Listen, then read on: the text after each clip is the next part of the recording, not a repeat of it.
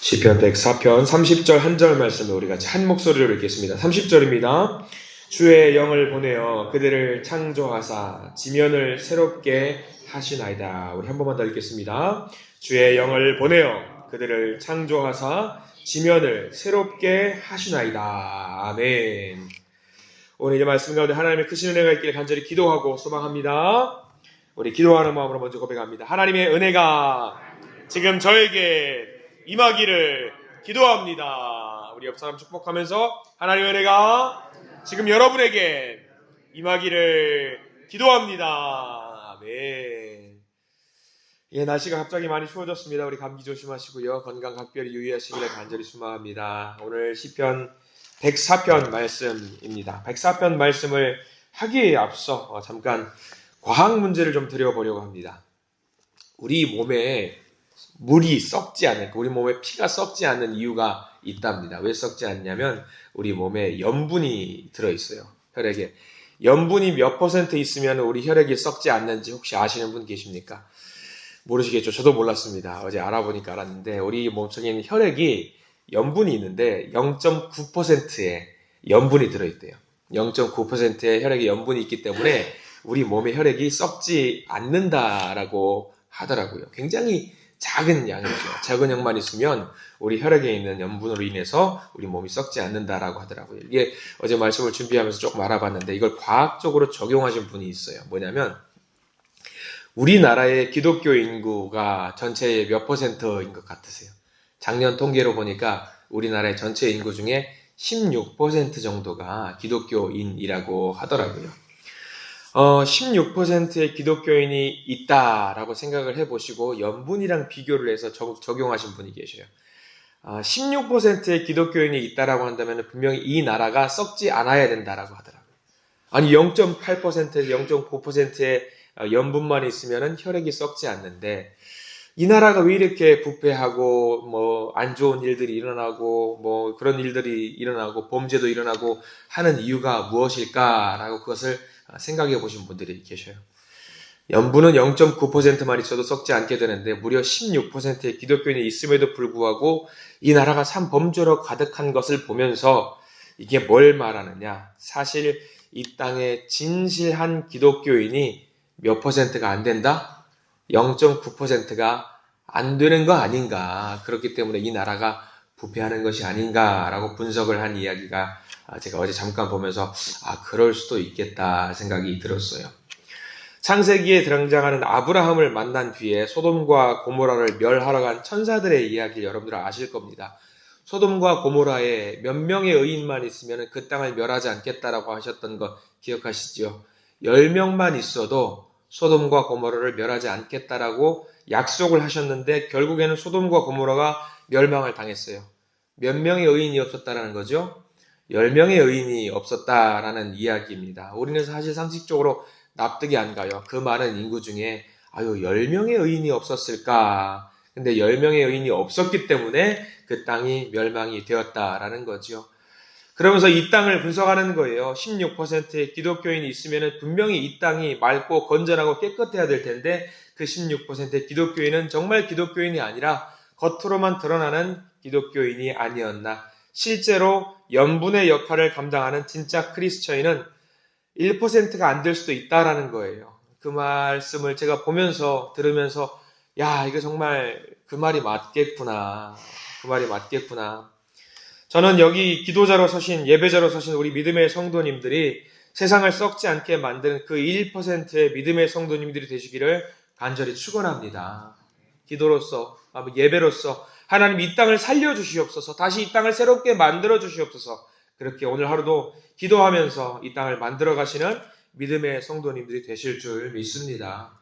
그래서 104편 말씀을 우리가 사실 30절 한 절 말씀을 봤지만 1절부터 쭉 보고 있으면은요 제 자신을 돌아보게 되는 거예요. 왜? 내가 정말 하나님을 믿고 있는 믿는 자인가? 그 1% 안에 들어갈 수 있는 그 믿는 자가 맞는 것인가? 한번 스스로 곱씹어 봐야 된다라고 하는 것이지요. 정말 내가 믿고 있는 건가? 정말 내가 하나님을 믿고 있는 사람인가? 특별히 오늘 104편 말씀은요, 뭘 믿고 있는데, 이것을 믿어야 된다라는 이야기를 하고 있어요. 믿는 자로서 무엇을 믿어야 되느냐? 하나님이 세상을 만드셨다라는 것을 믿어야 된다라는 것을 지금 고백하고 있어요. 여러분 한번 하나님을 믿고 있는 믿는 자인 줄 저는 믿습니다. 그러면 제일 먼저 우리가 믿어야 될 게 무엇인가? 하나님이 세상을 창조하셨다라는 것을 믿어야 되는 거죠. 이 104편 말씀은요, 구구절절하게 하나님이 이 세상을 만드셨다라는 것을 막 나열하면서 설명하고 있어요. 막 나열하면서. 하나님이 온 세상을 창조하셨다라는 믿음을 한 절 한 절 한 절 기록을 해 나가고 있는데요. 옛날에는 그렇잖아요. 지금이야 과학적으로 입증이 된 내용들이 많이 있어요. 우주가 요따시만하게 크고 정말 우리가 상상할 수 없을 만큼 큰 규모를 자랑하고 있고, 야, 하나님이 얼마나 위대하신 분인가 이 땅을 이렇게 만든 것. 그리고 작은 벌레들 보세요. 현미경으로 겨우 관찰해야지 보일 수 있는 그 작은 것들. 하나님이 이렇게 조만한 것들을 어떻게 만드셨을까? 하나님이 창조하지 않으셨으면 이거 누가 만들래야 이렇게 만들 수도 없는 것들인데 라는 생각이 들어요. 그래서 2절부터 쭉 읽어 나가면은요, 이 시편의 저자가 너무 감탄하는 거예요. 이야, 하나님 너무 대단하다. 하나님 너무 놀랍다. 그렇게 하나님 정말 이렇게 만드셨고 저렇게 만드셨고 저렇게 흘러가고 이렇게 흘러가고, 지저귀는 새들을 보면 참 놀랍고, 이 과일들과 이 나무들과 해와 달과 별들, 절기를 만드셨고 규칙을 만드셨고, 야, 계속 설명하다 보니까 숨이 차요. 계속 나열하다 보니까 숨이 차요. 그래서 잠시 쉬어가는 구절이, 이 놀라운 것을 계속 감탄하다가 쉬어가는 구절이 24절이거든요. 여러분 24절 말씀 함께 볼까요? 시편 104편의 24절 말씀.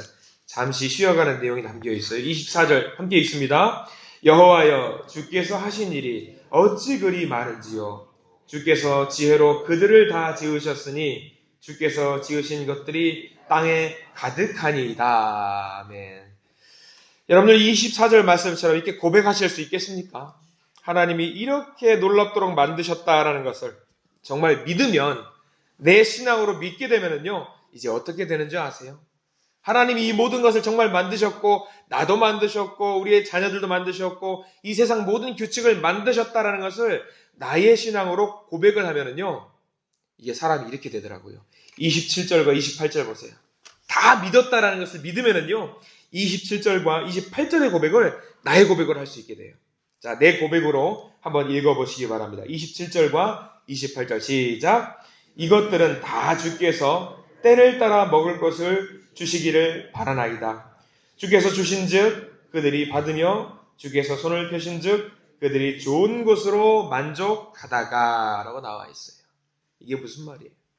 하나님이 세상을 창조하시고 만드셨다라는 것을 믿으면은요, 우리가 걱정과 염려할 필요가 없다라는 거예요. 왜?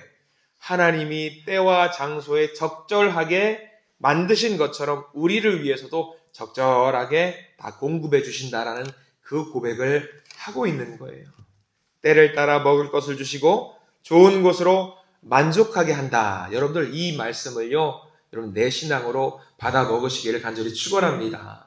내 신앙으로 받아들이세요. 근데요, 여러분들 보세요. 이렇게 분명히 읽어나가면서 그렇지, 하나님이 만드셨지, 하나님이 창조하셨지, 나를 인도하시지, 나를 주관하시지 하면서도 우리는 이상하게 염려해요. 근심해요. 걱정해요. 오늘은 어떡하지? 내일은 어떡하지? 분명히 나는 고백을 하거든요. 하나님 만드셨어. 나를 향해서 준비하고 계셔 하면서도 염려하고 걱정하는 우리들을 보게 된다는 말이죠. 근데 시편 104편의 말씀은요, 이게 교리적으로 뭐 이론적으로 믿는 게 아니라 온 몸으로 온 마음으로 그냥 믿는 거예요. 태초에 하나님이 세상을 만드시고 가만히 계신 것이 아니라 지금 우리를 다스리고 새롭게 또 창조하시고 새로운 은혜를 우리에게 오늘 부어주시는 그런 분으로 믿는 건데, 우리가 이것을 제대로 믿는다라고 한다면요, 사실 대부분의 염려와 근심은 다 사라지게 돼요. 근데 우리는 이상하게 걱정한단 말이죠. 염려한단 말이죠. 심지어 어떤 것까지 하나님이 주관하신다라고 이야기하고 있냐면요, 29절 말씀 볼까요? 이것도 주관하신대요. 29절 함께 읽겠습니다. 주께서 낯을 숨기신즉 그들이 떨고 주께서 그들의 호흡을 거두신즉 그들은 죽어 먼지로 돌아가나이다. 무엇까지 주관하신다라는 이야기예요. 죽음까지도 주관하신다라는 이야기예요. 다 만드시고 우리를 한 걸음 한 걸음 걸어가게 만드시고 심지어 끝까지 가서 무엇까지도 인도하신다, 죽음까지도 인도하신다라는 분이시죠. 그러니까 우리가 그것을 믿어야 돼요. 야, 정말 네가 그걸 믿느냐? 내가 먹이고 내가 입히고 심지어 너의 죽음까지도 내가 인도하고 있다라는 것을 믿느냐? 이것을 믿는 것은요, 믿지 않는 사람과 천지 차이예요. 지금 시편 104편의 저자는요, 이 모든 것을 온 마음과 몸으로 믿고 있다라는 것을 고백을 하는 겁니다.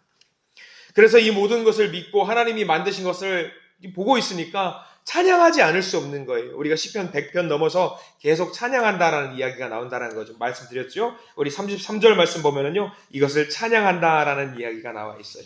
33절 말씀 볼까요? 시작. 내가 평생토록 여호와께 노래하며 내가 살아있는 동안 내 하나님을 찬양하리로다.